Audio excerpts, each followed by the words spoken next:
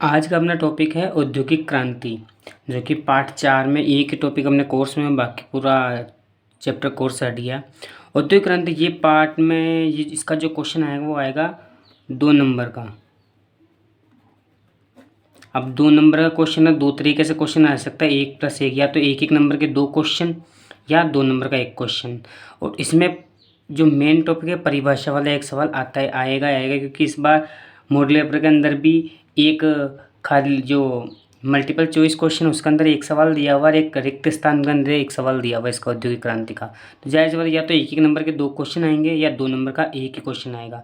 और वो इसके कुछ टॉपिक्स आएगा। जो पहला टॉपिक तो है इसकी परिभाषाएं, जैसे औद्योगिक क्रांति शब्द का सर्वप्रथम प्रयोग किसने किया, तो जॉर्जिस मिस्ले और काइड्रिक एंजेम ने। औद्योगिक क्रांति शब्द का सर्वप्रथम प्रयोग किसने किया, जॉर्जिस मिस्ले काइड्रिक एंजेम। ये नोट्स आते हुआ तो आप लिखते जाएं तो ज़्यादा बढ़िया रहेगा, क्योंकि लिखी हुई चीज़ याद रहती है।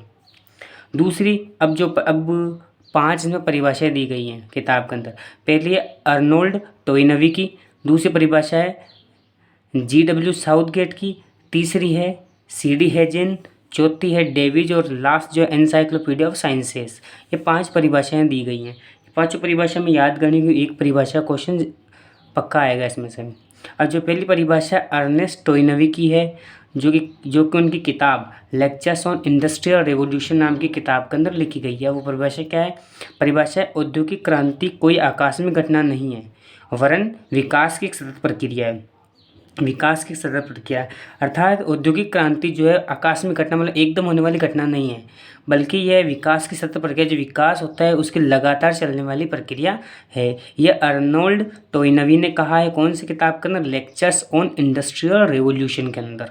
अब जो दूसरी परिभाषा इसकी वो है GW साउथगेट की। अब GW साउथगेट ने क्या परिभाषा दी, उसने बोला औद्योगिक क्रांति औद्योगिक प्रणाली में परिवर्तन था। अब जो औद्योगिक प्रणाली, उद्योग संबंधी जो भी प्रणाली है उसके अंदर जो परिवर्तन है वही औद्योगिक क्रांति है, जिसमें हस्तशिल्प के स्थान पर शक्ति संचालित यंत्रों को काम में लिया जाने लगा। अब जो हस्तशिल्प जो हाथों का काम था उसकी जगह किसने ले ली, यंत्रों ने ले ली। तथा औद्योगिक संगठन में परिवर्तन हुआ, घरों में उद्योग चलाने की अपेक्षा कारखानों में काम होने लगा।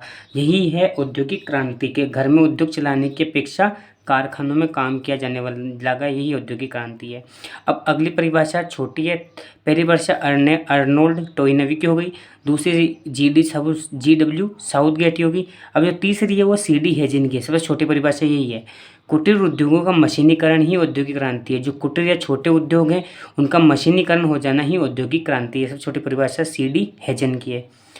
चौथी जो परिभाषा है वो डेविज की है। क्या है, औद्योगिक क्रांति से तात्पर्य उन परिवर्तन से है जिन्हें यह संभव कर दिया कि मनुष्य उत्पादन की प्राचीन उपायों को त्याग कर, जो उत्पादन है कोई भी वस्तु का जो उत्पादन हम करते हैं उसका जो प्राचीन उपाय जो थे उनको त्याग कर विस्तृत रूप से कारखानों में वस्तुओं का उत्पादन किया जा सके या कर सके, यही चीज़ क्या औद्योगिक क्रांति है। डेविज ने कहा है कि औद्योगिक क्रांति से तात्पर्य उन परिवर्तनों से है जिन्होंने यह संभव कर दिया कि मनुष्य उत्पादन के प्राचीन उपायों को त्याग कर विस्तृत रूप में कारखानों में वस्तुओं का उत्पादन कर सके। अब लास्ट परिभाषा है वो एनसाइक्लोपीडिया ऑफ साइंसेज की है। इसमें क्या गया, आर्थिक और तकनीकी विकास जो 18वीं शताब्दी में सशक्त और तीव्र हो गया था। अब जो आर्थिक विकास या तकनीकी विकास है वो 18वीं शताब्दी के अंदर बहुत ही सशक्त और तीव्र यानी तेज हो गया था, जिसके फलस्वरूप आधुनिक उद्योगवाद, जो अभी जो उद्योगवाद है उसका जन्म हुआ, उसे ही क्या कहते हैं, औद्योगिक क्रांति कहते हैं। ये एनसाइक्लोपीडिया ऑफ साइंसेज की परिभाषा है। क्या बोला इसने, आर्थिक और तकनीकी विकास जो 18वीं शताब्दी में सशक्त और तीव्र हो गया था, जिसके फलस्वरूप आधुनिक उद्योगवाद का जन्म हुआ, उसे ही औद्योगिक क्रांति कहते हैं। अब ये 5 परिभाषाएं पहले टॉपिक में, इसका एक सवाल पक्का आएगा 1 नंबर का, या तो मल्टीपल चॉइस क्वेश्चन में परिभाषा दे देगा, पूछ ले किसकी ये परिभाषा किसने कही है, या ये एक सवाल उठ सकता हो इसके अंदर, या खालिस्तान के अंदर एक नाम दे देगा, एक परिभाषा दे देगा, उसके अंदर एक खालिस्तान छोड़ देगा, इसकी जगह क्या आएगा। ये 2 सवाल उठ सकते हैं। वापस देख लो भाई, औद्योगिक क्रांति शब्द का सर्वप्रथम प्रयोग किसने किया, जॉर्जिस मिस्ले और काइड्रिक एंजेम ने। पहली परिभाषा दी अर्नेस्ट टोइनवी ने, जिसकी किताब कौन सी, लेक्चर्स ऑन इंडस्ट्रियल रेवोल्यूशन। दूसरी परिभाषा किसने दी है, जीडी साउथगेट ने। तीसरी परिभाषा सीडी हेजेन ने। चौथी है डेविज की और पांचवी है एनसाइक्लोपीडिया। अब इसी के अंदर आगे हम पढ़ेंगे औद्योगिक क्रांति के समय हुए आविष्कार और सुधार। सारे जितने भी आविष्कार हुए औद्योगिक क्रांति के समय वो पढ़ेंगे। सबसे पहले कृषि क्षेत्र में हुए आविष्कार और सुधार देखते हैं। पहला, सर्वप्रथम जेथ्रोटल ने बीज बोने की मशीन सीड ड्रिल बनाई। सर्वप्रथम जेथ्रोटल ने बीज बोने की मशीन सीड ड्रिल बनाई। दूसरा पॉइंट अपना, टाउनशेंड ने फसल चक्र का सिद्धांत दिया। फसल चक्र का सिद्धांत किसने दिया, टाउनशेंड ने फसल चक्र का सिद्धांत दिया। चौथी जो बात इसके अंदर इम्पोर्टेंट वो 1793 में हिटन ने अनाज को भूसे से अलग करने की मशीन बनाई। किससे बनाई, हिटन। कब बनाई, 1793 के अंदर अनाज को भूसे से अलग करने की मशीन बनाई। अगली है 1834 में एच मैककॉर्मिक ने फसल काटने की मशीन बनाई। ये चार परिवर्तन हुए हैं कृषि क्षेत्र में, जिसके सवाल उठ सकता है एग्जाम के अंदर। पहला है कृषि क्षेत्र, अगर 2 नंबर का सवाल आए तो ये बोल सकता है औद्योगिक क्रांति के समय कृषि क्षेत्र में कौन से आविष्कार और सुधार हुए। तो 4 पॉइंट लिखने हैं अपन को। पहला पॉइंट हो जाएगा, सर्वप्रथम जेथ्रोटल ने बीज बोने की मशीन सीड ड्रिल बनाई। अगला सवाल, टाउनशेंड ने फसल चक्र का सिद्धांत दिया। फसल चक्र का सिद्धांत किसने दिया, ये भी आ सकता है, तो टाउनशेंड ने। 1793 में हिटन ने अनाज को भूसे से अलग करने की मशीन बनाई। अनाज को भूसे से अलग करने की मशीन किसने बनाई, तो हिटन ने। कब बनाई, 1793 में। 1834 में एच मैककॉर्मिक ने फसल काटने की मशीन बनाई। यह 4 थे कृषि क्षेत्र के अंदर परिवर्तन। अगली बात करते हैं हम वस्त्र उद्योग में हुए परिवर्तन या सुधार या आविष्कार। 1733 में जॉन के ने फ्लाइंग शटल लूम की खोज की, जिससे वस्त्र की चौड़ाई और भी ज़्यादा चौड़ाई की जा सकती है फ्लाइंग शटल लूम से। तो 1733 के अंदर जॉन के ने फ्लाइंग शटल लूम की खोज की। अगला में जेम्स हरग्रीव्स ने 1765 में कताई की मशीन बनाई। जेम्स हरग्रीव्स ने 1765 के अंदर कताई की मशीन बनाई। अब 1769 में रिचर्ड आर्कराइट ने वाटर फ्रेम का आविष्कार किया। पूछ लो वाटर फ्रेम का आविष्कार किसने किया, तो रिचर्ड आर्कराइट ने। कब किया, 1769 में। अब 1779 में सैमुअल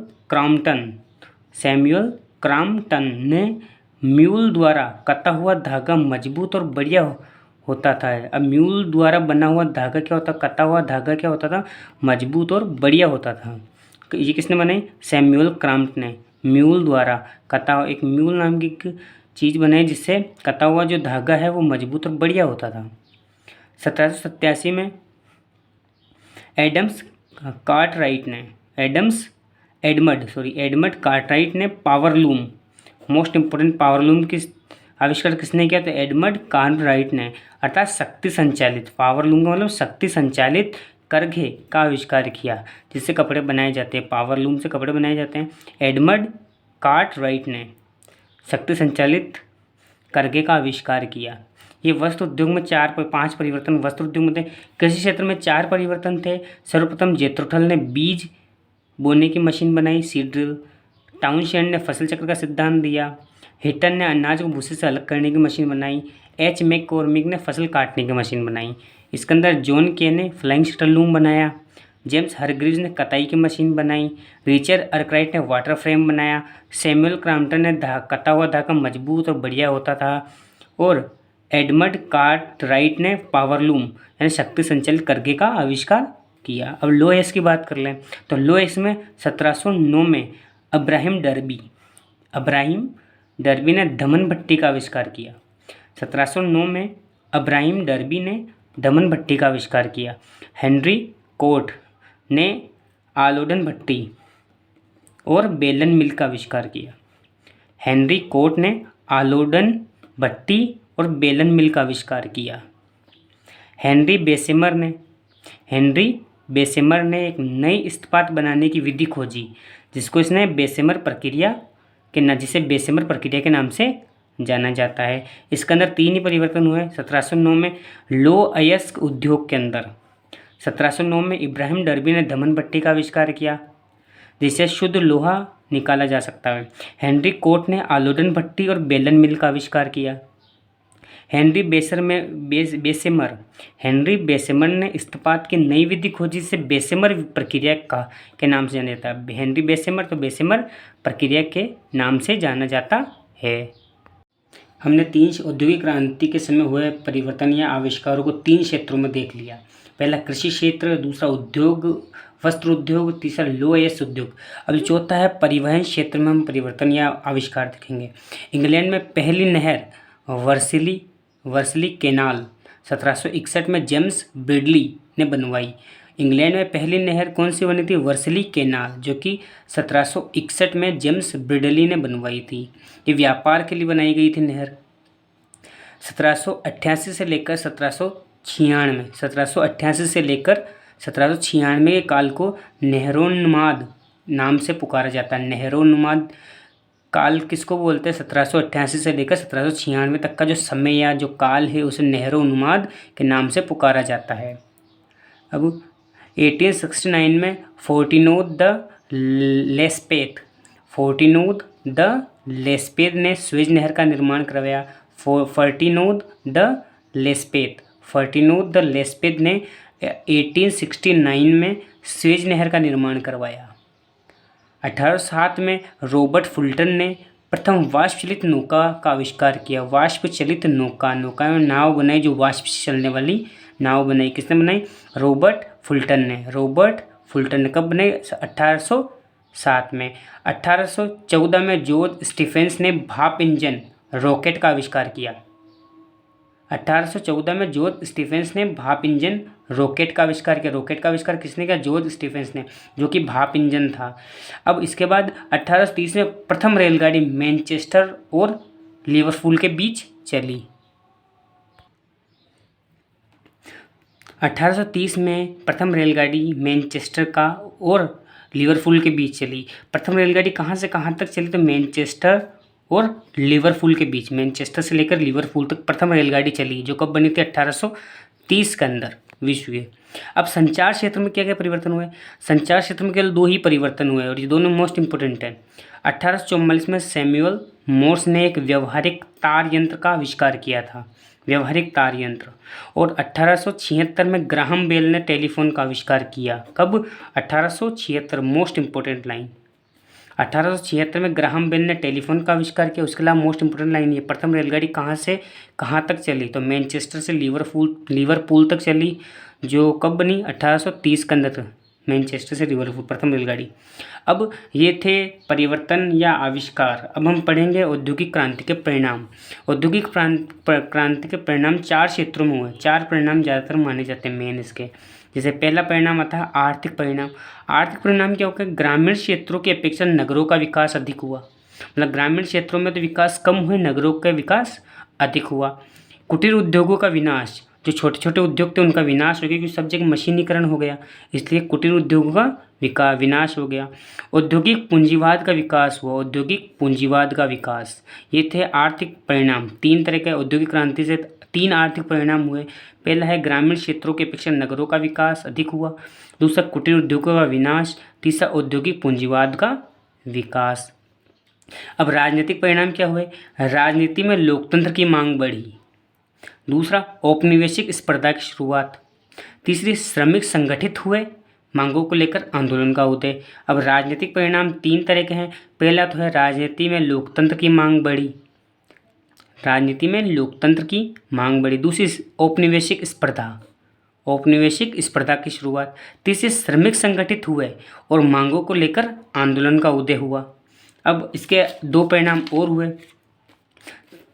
तीसरा परिणाम क्या है? सामाजिक परिणाम। सामाजिक परिणाम क्या है? नए सामाजिक वर्ग का उदय हुआ, व्यापारिक वर्ग, नए सामाजिक वर्ग का उदय हुआ। नैतिक मूल्यों में गिरावट आई, नैतिक मूल्यों में गिरावट। और संयुक्त परिवार प्रथा में बिखराव आएगी। पहले संयुक्त परिवार प्रथा रहती थी, संयुक्त परिवार एक कुटीर उद्योग करते थे, सभी परिवार एक जगह मिलकर एक ही उद्योग करते थे, पूरा परिवार। तो संयुक्त परिवार प्रथा में भी बिखराव आया, नैतिक मूल्यों में गिरावट आई, संयुक्त परिवार प्रथा में बिखराव। तीसरी परिणाम क्या रहा? शहरों में मजदूरों की संख्या बढ़ने से गंदी बस्तियों की समस्या बढ़ गई। से सामाजिक परिणाम में पहला तो क्या? नए सामाजिक वर्ग का उदय, नैतिक मूल्यों में गिरावट, संयुक्त परिवार प्रथा में बिखराव। शहरों में मजदूरों की संख्या बढ़ने से गंदी बस्तियों की समस्या बढ़ गई। अब वैचारिक परिणाम तो दो ही तरह के हैं, आर्थिक उदारता का स्वागत किया और समाजवाद का उदय। आर्थिक उदारता का स्वागत, समाजवाद का उदय, ये था, ये औद्योगिक नीति पूरा चैप्टर था। एक बार वापस शुरू से रिपीट कर ले इस पूरे को, तो क्या है? औद्योगिक क्रांति की पहले परिभाषा क्या है? शब्द किसने दिया? जॉर्जिस मिस्ले और कार्ड्रिक एंजेम ने। जॉर्जिस मिस्ले और कार्ड्रिक एंजेम ने। और इसकी 5 परिभाषाएं याद करनी। पहली अर्नेस्ट टोल्नवी की लेक्चर्स ऑन इंडस्ट्रियल रेवोल्यूशन किताब के अंदर दी गई है। दूसरी है GW साउथगेट की परिभाषा। तीसरी है CD हेजन की। चौथी परिभाषा डेविज की। और 5वीं जो परिभाषा वो एनसाइक्लोपीडिया ऑफ साइंसेज की। उसके बाद हमें औद्योगिक क्षेत्र में हुए आविष्कार और सुधार ज्ञात करना है। तो पहला है कृषि क्षेत्र में आविष्कार, दूसरा वस्त्र उद्योग में आविष्कार, लौह अयस्क उद्योग में आविष्कार, परिवहन क्षेत्र में आविष्कार, संचार क्षेत्र में हुए आविष्कार। उसके अलावा औद्योगिक क्रांति के परिणाम, औद्योगिक प्रणाली के 4 परिणाम थे: आर्थिक परिणाम, राजनीतिक परिणाम, सामाजिक परिणाम और वैचारिक परिणाम। ये था पाठ। अब मैं इसकी PDF डिस्क्रिप्शन में डाल दूंगा, तो आप ये नोट्स उतार लें और उनको याद कर लें। ये पूरा पाठ कंप्लीट हुआ।